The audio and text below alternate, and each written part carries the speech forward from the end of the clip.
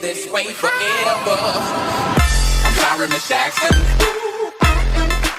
Hello friends, welcome to Fitness in 40s. My name is Ashish and you are watching the Keto series. Today I am going to cook my favorite mutton korma. I am cooking it with keto restrictions, which means I will not be adding onions and curd. So before we get started, let me remind you, if you have still not subscribed to my channel, please subscribe to get more such recipes and to continue to get my updates on this 5-week body transformation challenge. So let's go ahead and cook the yummy mutton korma.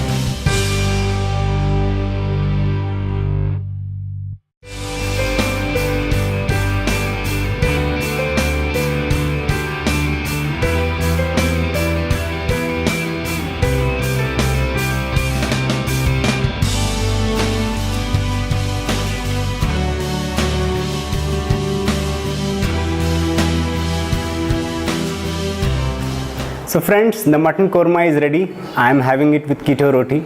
Let me now try it and let you know how it tastes.